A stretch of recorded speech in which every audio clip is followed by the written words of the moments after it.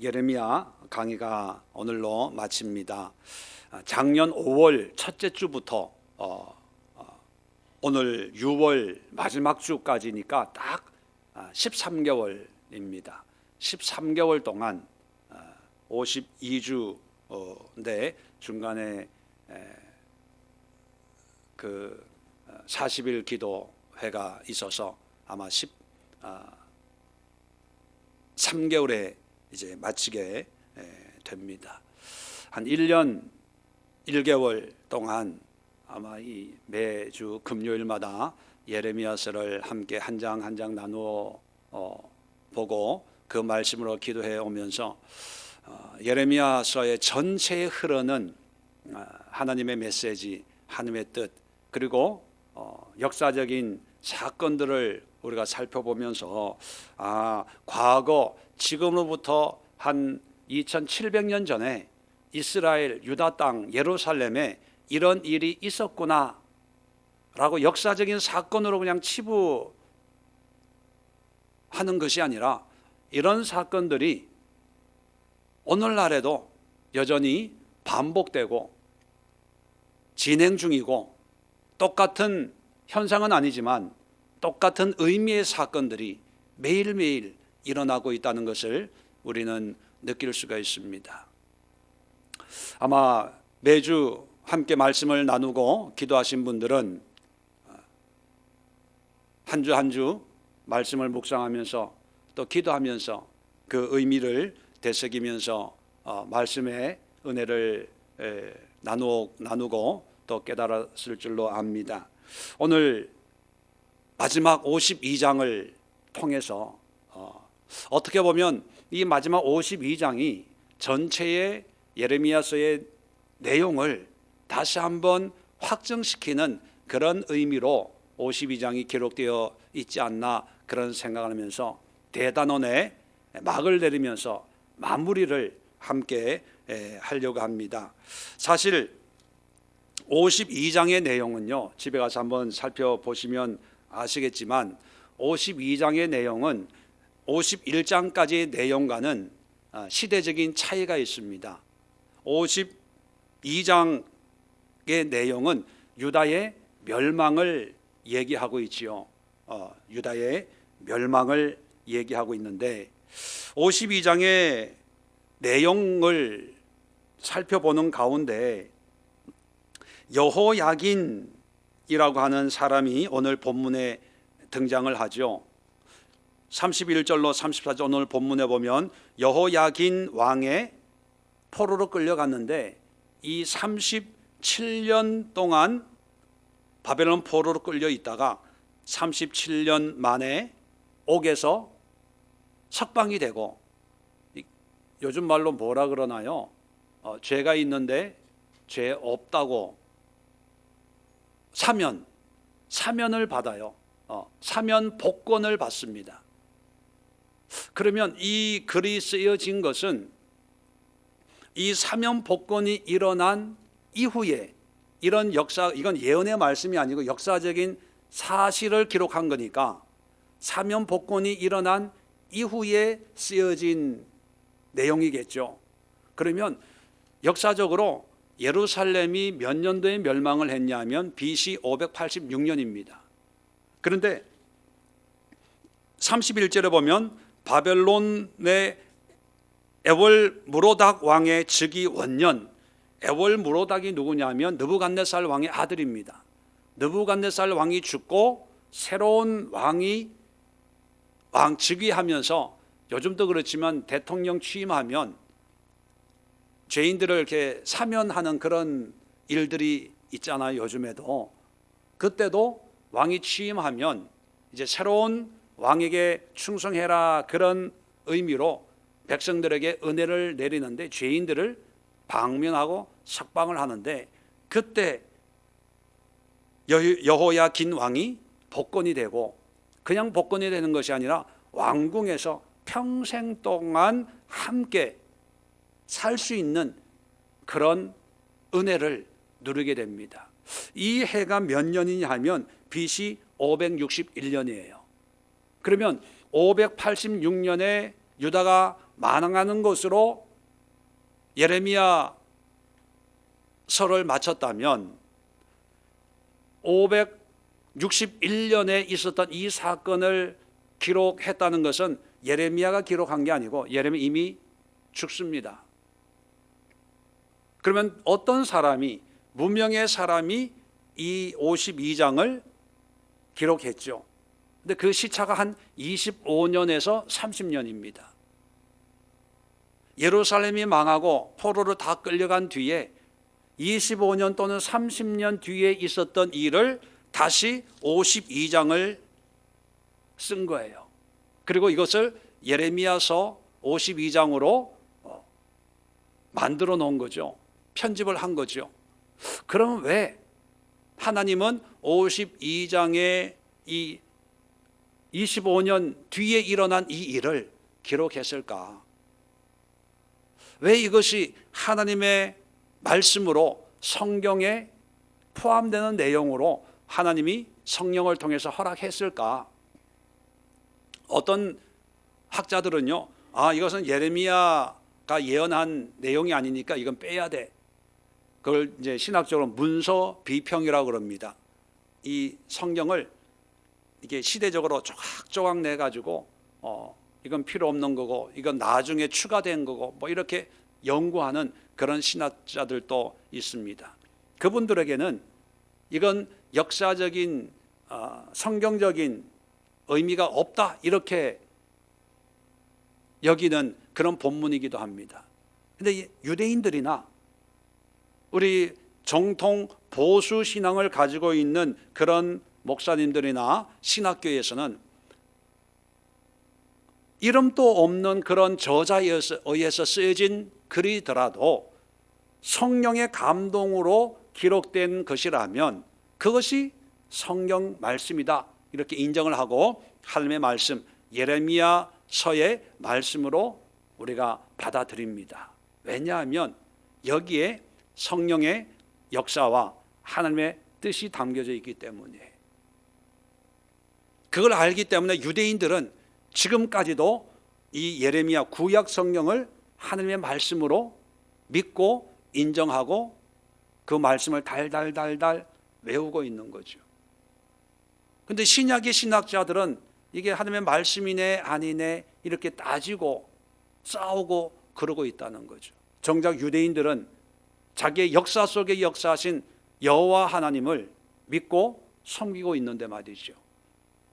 그렇다면 오늘 이 52장을 통해서, 그리고 특별히 오늘 31절로 34절에 있는 25년 뒤에 기록된 이 사건을 왜 굳이 여기에 집어넣어서 예레미야서를 마무리를 하는가, 그 이유를 제가 말씀드리고, 그 이유가 바로 오늘을 사는 우리 그리스도인들이 기도해야 될 기도의 제목이라는 것을 우리가 함께 살펴보려고 합니다. 첫 번째 이유는 뭐냐면 하나님의 말씀의 확실성을 확증시키는 거예요. 확증.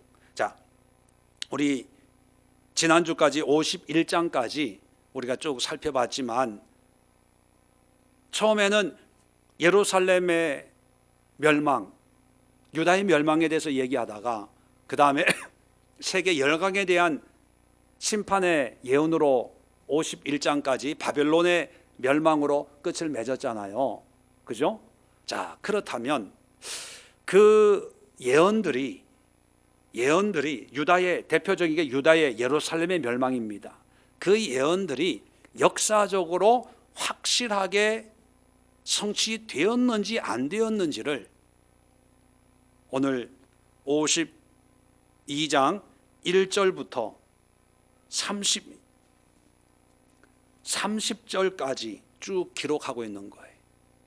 다시 말하면 예레미야를 통해서는 예언적으로 유다가 멸망할 거야 그랬는데 52장은 유다가 멸망한 지 25년 뒤에 기록됐다고 말씀을 드렸습니다. 그러면 25년 뒤에 기록됐다고 말씀을 드렸어요.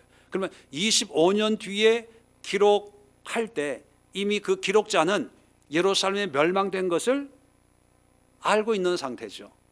그것을 1절부터 21절까지는 유다의 마지막 왕인 시드기야의 최후를 기록하고 있어요.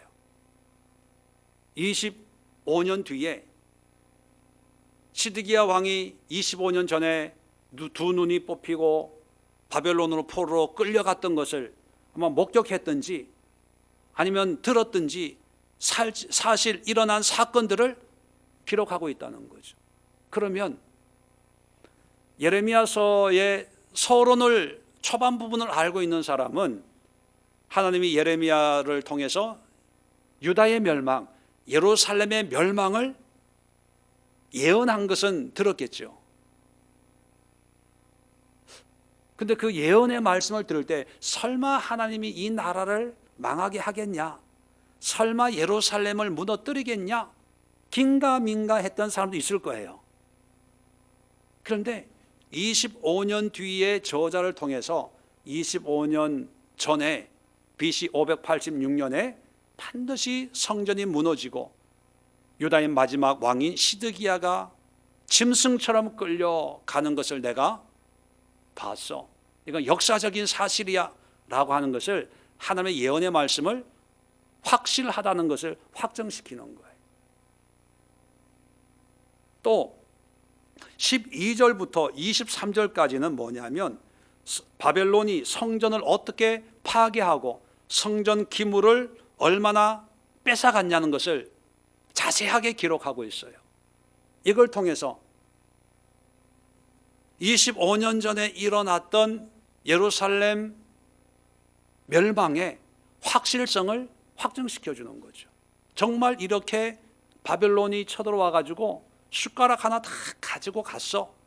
그것을 확인시켜 주는 거예요. 24절부터 30절까지는 뭐냐면 포로의 숫자를 기록하고 있어요. 몇 명이 끌려가고 몇 년도에 끌려가고 그걸 다 기록하고 있어요.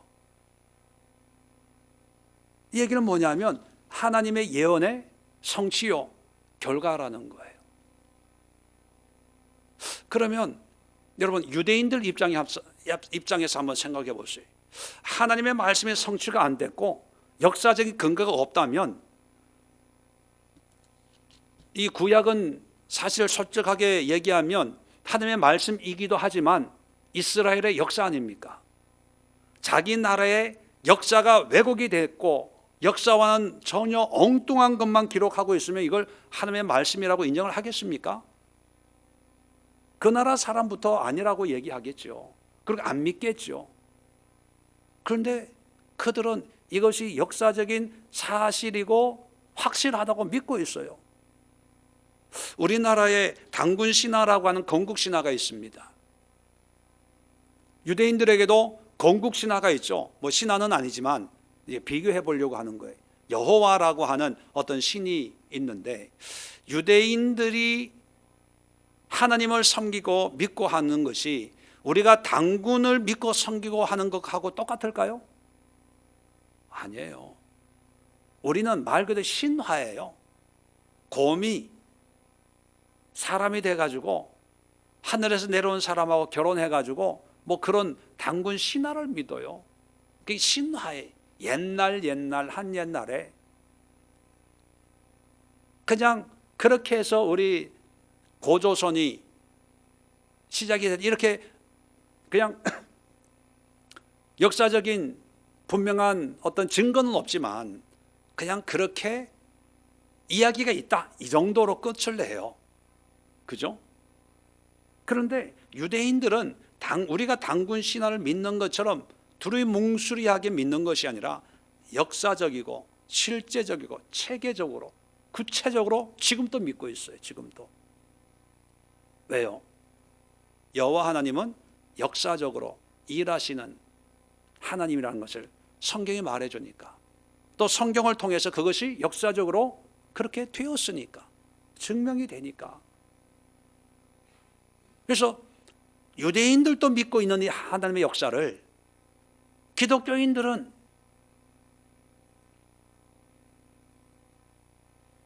팩트가 아니라고 그렇게 생각을 하고 이건 별로 의미가 없어. 이스라엘의 역사인데 뭐 남의 나라 역사인데 뭐 우리에게 무슨 관심이 있어. 뭐 이렇게 여기고 있습니다.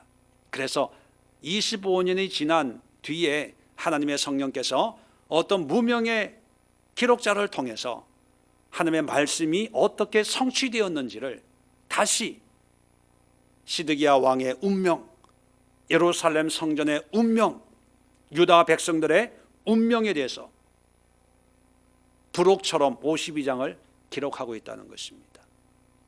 그만큼 하나님 말씀대로 일하시는 하나님이야.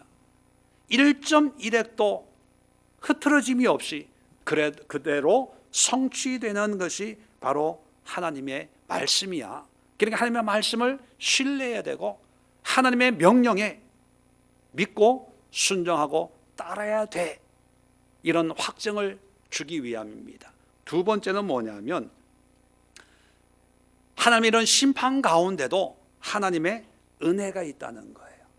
하나님의 은혜가 있음을 얘기해요. 그것이 뭐냐면 오늘 본문인데, 오늘 본문에 말씀드린 것처럼 여호야긴 왕에 대한 이야기입니다. 이 여호야긴이라는 이 왕은 여호야김 왕, 아주 악한 왕의 아들인데, 열왕기상 24장을 보면 여호야긴 왕이 18살의 왕이 돼요. 18살의 왕이 됐다가 3개월 왕노릇하고 바벨론의 포로로 끌려가요.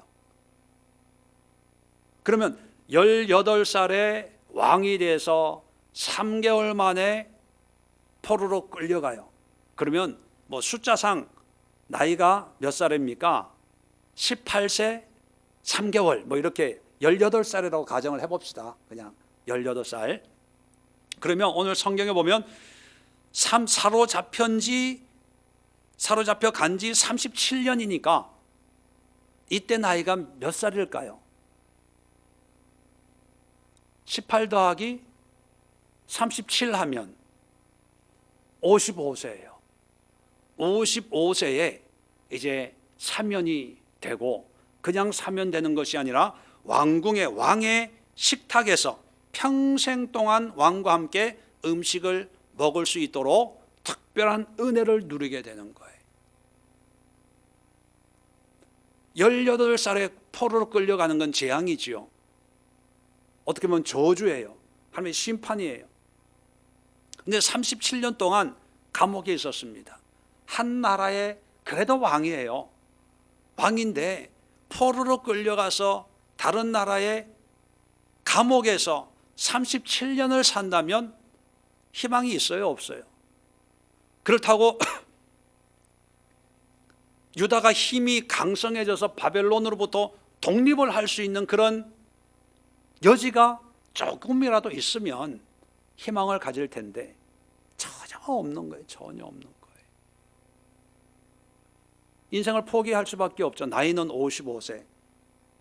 요즘에는 55세 하면 청년이지만 옛날 나이로 하면 뭐 이제 갈 날이 멀지 않는 그런 나이일 수도 있지 않습니까? 그런데 하나님이 예상치도 않게 회복을 시켜줍니다. 자, 근데 여기서 더 놀라운 것은 이겁니다. 이 예레미야 52장의 저자가 단지 이것만, 여호야긴 왕의 사면만을 위해서 이 글을 쓰고 있는 것인가? 아니면 다른 의도가 있는 것인가?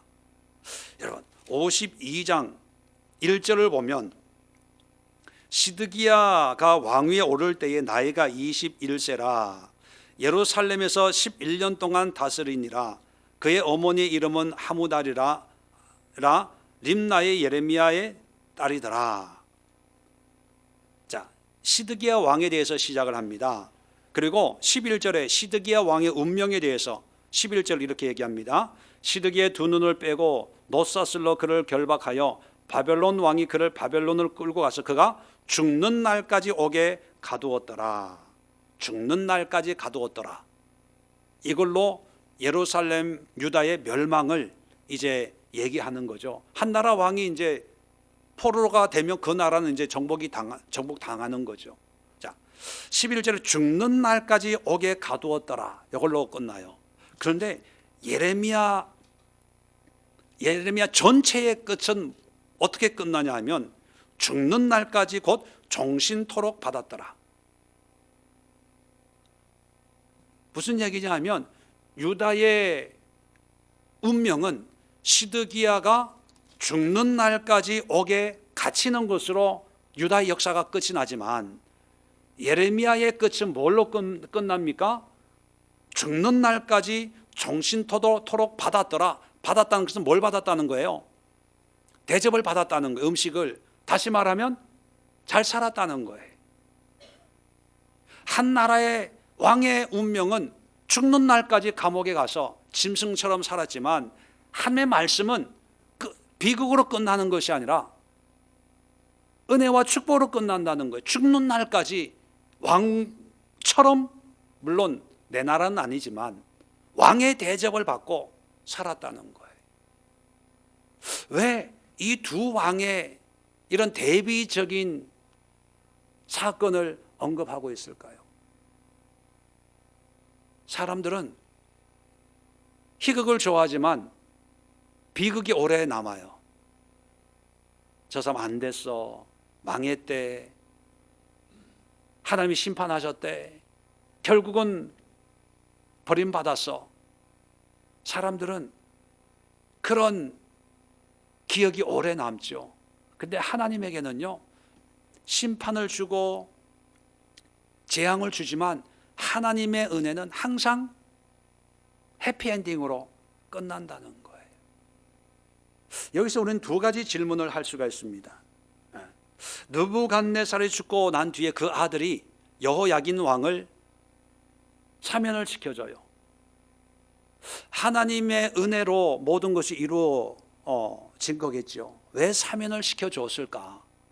물론 왕이 됐으니까 사면을 시켜줬겠지라고 일반적으로 생각할 수 있지만 하나님의 섭리 속에는요, 환난이나 재앙이나 심판 속에서도 하나님은 은혜를 주시고 소망을 주시고 축복하시고 회복시키는 하나님의 손길이 있다는 거예요.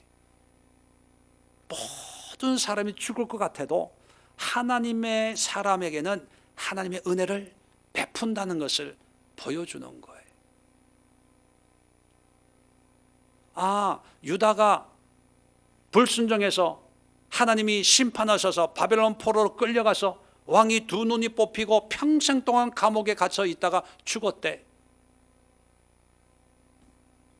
이걸로 하나님이 끝을 내는 게 아니라 그런 과정 속에서도 18살에 포로로 끌려갔어요. 37년의 시간이 흘러가요. 희망이라고는 볼 수가 없잖아요. 소망이라고는 없잖아요. 그런데도 하나님의 은혜가 어느 날 갑자기, 느부갓네살 왕이 어떤 왕입니까? 바벨론의 초대 왕으로 가장 강성한 나라를 회복한 그런 왕이거든요. 바벨론 국민들 입장에서는 느부갓네살 왕이 죽을 때 기쁜 날이겠어요? 슬픈 날이겠어요? 슬픈 날이죠. 비극의 날이에요. 아마 국장을 한 달을 했을 정도였을 거예요. 다 울 때 하나님은 하나님의 백성들에게 웃을 수 있는 은혜를 준다는 거예요. 그러니까 모든 게 힘들어서 힘든 게 아니고 어려워서 어려운 게 아니라는 거예요. 코로나19 때문에 다들 마음 졸이고 전전긍긍하고 해도요, 하나님의 택한 그런 사람들에게는 하나님이 은혜를 베푸세요. 이런 소망과 이런 믿음이 있을 때 하나님이 되는 거예요.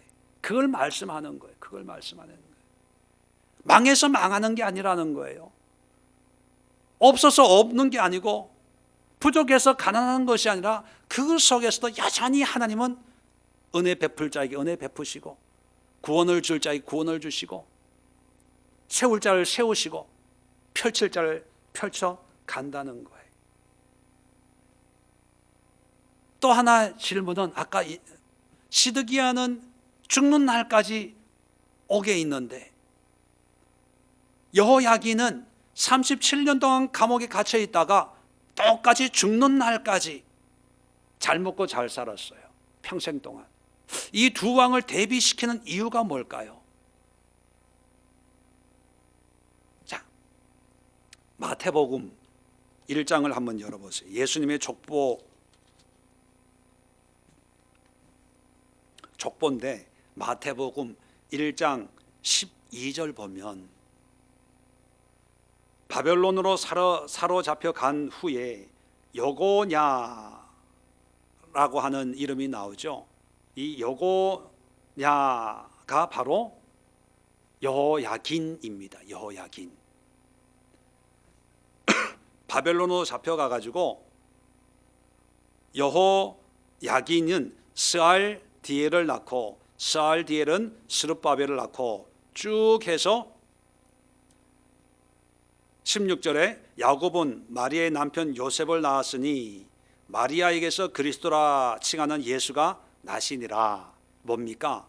여호야긴을 통해서 예수님의 혈통을 이어가는 거예요.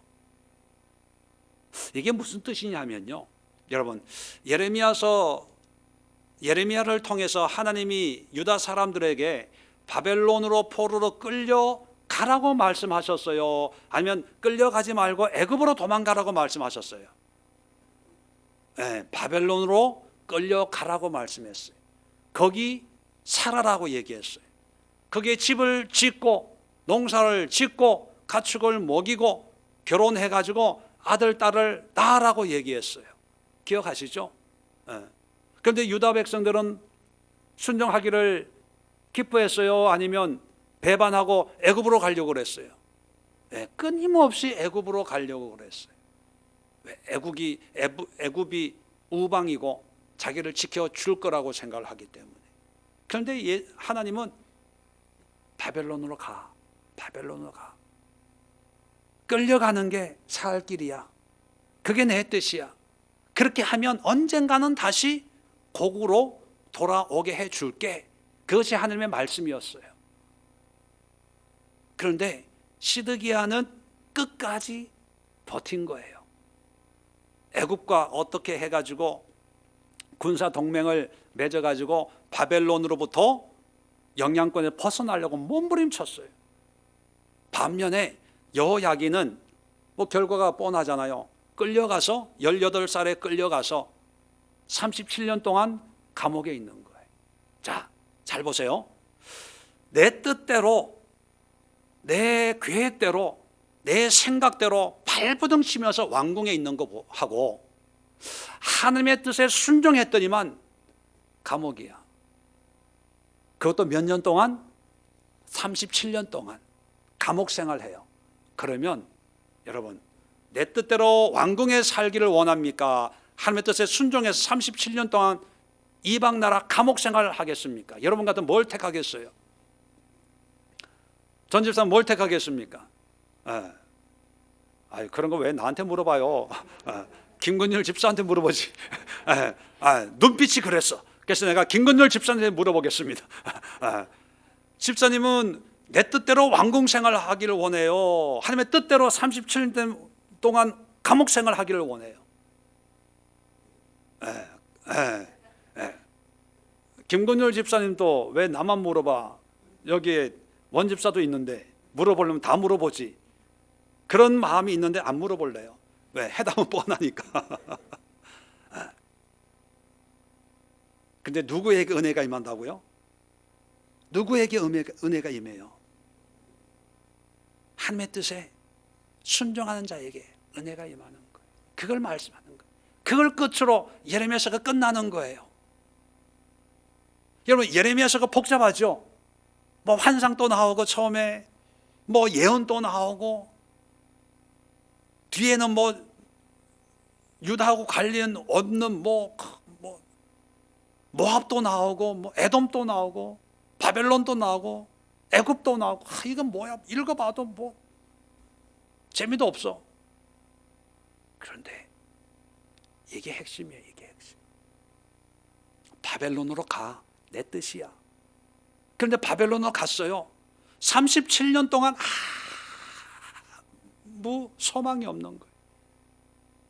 바벨론 끌려갔는데 그 뒤에도 유다하고 바벨론하고 계속 전쟁을 했거든요. 그때마다 유다가 이길 가능성이 전혀 안 보이는 거예요. 소망이 없는 거죠. 포기했어요. 그런데 37년 만에 하나님이 세우시는데 그냥 사면 복권이 아니라 아까 우리 읽었잖아요. 32절에 그의 자리를 그와 함께 바벨론에 있는 왕들의 자리보다 높이고, 왕들의 자리라 복수형으로 나오는 건 이 속국의 점령한 나라의 왕들 볼모로 잡아온 거예요. 그 볼모들보다 높이고 주 예수의 의복을 갈아입혔고 그의 평생 동안 항상 왕의 앞에서 먹게 하였으며 그가 날마다 쓸 것을 바벨론의 왕에서 받는 정량이 있었고, 정량이 있었다는 것은요, 누가 함부로 그 양을 줄이고 늘리고 못하도록 딱 못을 박아 놨다는, 그러니까 안전보장, 노후보장, 복지를 철저하게 했다는 거예요. 요즘 말로 하면 엄청 잘 살았다, 편안하게 누렸다, 그거예요. 죽는 날까지. 이게 뭘 말하냐면 하나님의 뜻에 순종하면 결국은 말씀대로 하나님이 은혜를 베푼다는 거예요. 역사적으로 그대로 이루어졌을까요? 안 이루어졌을까요? 이루어졌죠. 그러니까 유대인들은 알아요. 우리는 모르지만 유대인들은 자기 역사이기 때문에 그게 증명이 되니까 이걸 성경 말씀으로 인정하는 거예요. 이게 가짜였다면 믿겠어요? 찢어버리지. 성경을 고치겠지요. 유대인들도 예레미야서를 하나님의 말씀으로, 성경으로 인정을 하고 있습니다. 인정한다는 거예요. 그렇다면 우리에게 있어서 예레미야서의 전체의 내용을 다 몰라도요, 하나만 기억하면 되는 거예요. 힘들어도, 손해봐도, 억울해도, 고달파도 뭐 하면 된다? 하나님의 말씀에 순종하면 반드시 하나님이 회복시켜 주신다. 그게 역사적으로 신약의 예수님의 족보로. 재밌는 것이 바벨론 예수님의 족보를 바벨론 포로로 끌려간 사람들까지도 기록을 해요. 한번 생각해 보세요. 우리나라 일제 때 대통령, 오늘날은 뭐 선거지만 우리의 왕정 시대라고 얘기하면 일본의 볼모로 포로로 끌려간 왕자가 있었다면 우리는 뭐라고 얘기합니까? 불운의 왕자, 뭐 이런 비운의 왕자, 이런 명칭을 붙여요. 왜요? 남의 나라 끌려가서 고생했다고 생각하는 거예요. 그런데 성경은 비운, 불운을 얘기하는 게 아니라 예수님의 조상으로 당당하게 히브리식 이름으로 여고냐가 스룹바벨을 낳고 누굴 낳고 예수 그리스도시니라, 아주 당당하게 족보를 기록할 정도, 자랑스럽다는 거예요. 역사가 자랑스러운 것이 아니라 하나님의 역사, 하나님의 손길, 하나님의 섭리가 오묘하다는 거예요. 그렇다면 그런 하나님을 믿는 우리는 왜 그런 하나님에 대한 신뢰가 없냐는 거예요. 조금 하나님의 뜻으로 순종하고 회복이 안 돼. 그러면 손해본 것처럼 느껴져요. 내가 그렇게 열심히 했는데 하나님 왜 나에게는 아직도 요 정도입니까? 요 모양 요 꼴입니까? 하나님 이럴 수가 있습니까? 그러면 뭐라 그러겠어요, 하나님은? 37년 기다려. 37년 기다려. 다시 말하면 우리의 계획, 우리의 생각, 우리의 방식이 아닌 하나님의 방법으로 반드시 하나님이 하나님의 은혜를 베풀어 주시고 확증시켜 준다는 것을 성경이 마지막으로 못 받고 있는 거예요. 마지막으로 세 번째, 이 오늘 본문을 통해서, 예레미야서를 통해서 우리가 뭘 깨달아야 되냐 하면 하나님은 우리의 모든 삶을 세밀하게 간섭하신다는 거예요. 세밀하게. 우리가 어떻게 불순종하고 어떤 마음을 가지고 있고 예배 드리면서도 어떤 상태로 예배 드리고, 그거를 예레미야서를 통해서 보면 유다 사람들의 영적인 상태를 다 알잖아요. 다 파악하고 있잖아요. 그리고 이 사람들이 바벨론의 내 뜻에 순종하는 것이 아니고 여전히 자기 욕심대로 그렇게 애굽으로 가고 다른 나라로 도망가고 자기의 욕심대로 할 거란 걸 하나님이 알아요, 몰라요? 다 알아요. 아는 것을 예레미야를 통해서 끊임없이 말씀을 전하게 합니다. 자, 저는 이런 생각을 해봐요. 전지전능하신 하나님이라면 그 우리의 마음과 생각을 다 안다면 예레미야 보내고 뭐 애걸복걸하고 뭐 말씀 전하고 할 필요 없이 어떻게 하면 돼요? 꺾어버리면 돼요. 말 안 들으면. 고집 부리면 고집을 꺾으면 돼요. 욕심이 있으면 욕심을 꺾으면 돼요. 왜? 말 한마디로 천지를 창조하셨는데 그거 못하겠어요. 김금열 집사님에게 성령의 불을 주고 싶으면 지금 당장 줄 수 있어요. 재벌 만들고 싶으면 재벌 만들 수 있어요. 그죠? 김정기 집사님을 뭐 몸매를 아주 이쁘게 만들 수 마음만 먹으면 그냥 뭐 다이어트 할 필요 없이 만들 수 있는 거예요. 그런데 하나님은 그렇게 하지 않고 예레미야를 보내는 거예요. 예레미야 입장에서 짜증나는 거예요. 하나님이 그냥 하시면 되지 왜 나를 보내, 나를. 하나님 직접 하세요. 이럴 수 있잖아요. 근데 꼭 하나님은 예레미야를 통해서 말씀하게 해요. 전파해라. 이렇게 될 거다. 저렇게 될 거다. 매를 맞고 뺨을 맞고 감옥에 가고 진흙구덩이에 처박히는 걸 다 알면서도 가서 전해라. 말씀을 적어가지고 왕 앞에 읽어주면 왕이 그걸 쫙쫙 찢어가지고 화롯불에 불태울 걸 알면서도 그렇게 해라. 그걸 2번씩이나 하잖아요. 바룩을 통해서. 근데 왜 그렇게 하실까? 여러분, 하나님은요, 우리를 로봇처럼 딱 조정해서 그냥 한치 오차도 없이 내 뜻대로 그렇게 강요하고 지배하고 통제하는 하나님이 아니라 우리에게 선택을 원합니다. 믿음이란 게 뭐예요? A의 선택도 있고 B의 선택도 있을 때 믿음이란 뭐예요? 하나님의 뜻이 B이기 때문에 나는 A를 선택할 수 있지만 하나님을 신뢰하니까 하나님의 뜻이 담겨져 있는 B를 선택하겠습니다 라고 할 때 이게 믿음인 거예요. 믿음은 바라는 것들의 증거. 히브리서 우리 11장에 1절에 있잖아요. 바라는 것들이라고 하는 건 뭐예요? 현실이 눈에 안 보여요. 안 보이기 때문에 하나님이 우리에게 믿음을 요구하는 거예요. 선택을 요구하는 거죠, 쉽게 얘기하면. 그래서 하나님은요, 우리의 모든 걸 아시지만 우리에게 선택하도록 기회를 주고 시간을 주고 사람을 보내주고 여러 가지 그런 일을 해요. 그래서 신이신 하나님인데도 불구하고 때로는 참아줘요. 기다려줘요. 때로는 권면을 해요. 때로는 부탁을 해요. 때로는 제발 좀 이렇게 좀 해줄래? 간청을 해요. 아니, 세상에 이런 신이 어디 있어요? 그런데 인간들은 그런 신을 이해하지 못하고 그런 신을 이용해 먹어요. 이용해 먹어.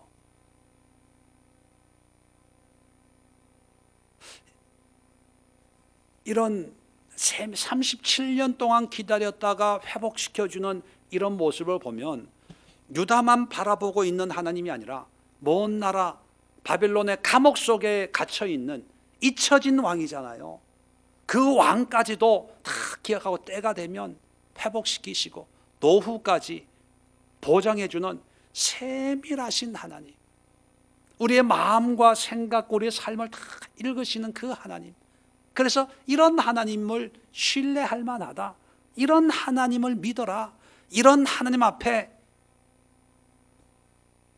너의 욕심이나 생각을 다 내어놓고 이런 하나님의 뜻에 너의 삶을 맡기라는 거예요. 우리의 짧은 생각, 우리의 잔머리, 우리의 계산, 우리의 판단, 이러면 이럴 거고 저러면 저럴 거고 이러면 이렇게 하고 저러면 저렇게 하고 이런 거 다 내어놓고 하나님의 뜻에 순적하게 헌신하고 순종하면 때로는 손해보고 때로는 끌려가고 감옥에 가고 조롱당해도 언젠가는 하나님의 말씀대로 회복시켜 주는 우리 하나님이야. 알겠냐? 봐라, 역사적으로 이렇게 성취되었잖아 하고 52장을 기록하고 끝을 맺는 거예요. 그렇다면 여러분, 예레미야서의 가장 중요한 결론은 뭘까요? 하나님의 뜻에, 말씀에 순종하는 거예요. 순종. 바벨론 포로로 끌려가라, 쉬운 게 아니에요. 우리는 남의 얘기니까. 막말로 북한에게 끌려가라, 이게 말이나 됩니까? 그런데 하나님이 그렇게 말씀하시면 그렇게 순종하라는 거예요. 그게 내가 살 길이라는 거예요. 자, 그렇다면 우리가 기도합시다. 이 시대를 위해서 우리가 뭘 기도해야 되겠습니까? 코로나19 사태 속에 우리가 뭘 기도해야 되겠어요? 경제적으로, 사업적으로, 환경적으로 어려운 이 시대에 우리가 뭘 위해 기도해야 되겠습니까? 예레미야서의 결론은 하나예요. 하나님의 뜻에 순종하기, 말씀에 순종하기. 하나님의 주권 앞에 내 생각, 욕심을 내려놓고 말씀이 하려면 하고, 말씀이 기도하라면 기도하고, 말씀이 예배 드리면 예배 드리고, 말씀이 끌려가면 끌려가고, 말씀이 가난해지면 가난해지고, 말씀이 나누면 나누고, 요령 부리지 말라는 거예요. 핑계 대지 말라는 거예요. 이유 대지 말라는 거예요. 코로나19 시대 속에서 너무 많은 이유들이 생겨납니다. 저는 그런 생각을 해봅니다. 과연 순교의 시대가 되면 몇 명이나 순교를 할까?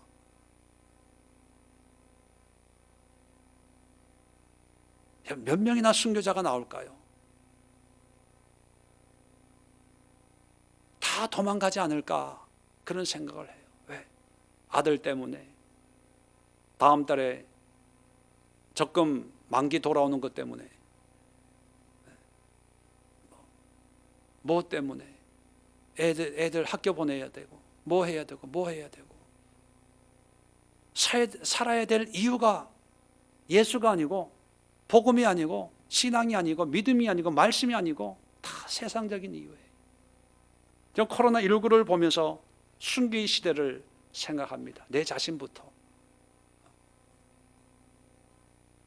물론 우리가 코로나19 조심해야 되고 확진 안 걸리게 마스크 끼고 해야 되지만, 복음을 위해서라면 저는 코로나19 걸려도 난 괜찮다고 생각해요. 복음을 위해서라면, 코로나19 환자에게 복음이 필요한 그런 상황이라면 저는 그에게 가서 복음을 전할 그런 마음을 가지고 있습니다. 할 수만 있거든 그런 상황이 안 오면 좋지만, 온다고 해도 피할 생각은 없다고 늘 내 마음속으로 내이고 하고 그러고 있습니다. 왜냐하면 지금을 보면 다음을 보여지거든요. 지금 안 되면 다음은 안 되는 거예요. 오늘 나의 모습이 안 되면 다음에 어떤 모습도 안 되는 거예요. 이 문제가 해결되면 좀 더 열심히 신앙생활을 하지. 여러분, 이 시대 속에, 코로나19 속에서 내가 믿음으로 세워지지 않으면, 코로나 문제가 해결된 다음에 믿음은 위험한 거예요. 잘못될 수 있는 거예요. 건강하지 않는 믿음일 수 있는 거예요. 믿음은 항상 한결같아야 되거든요.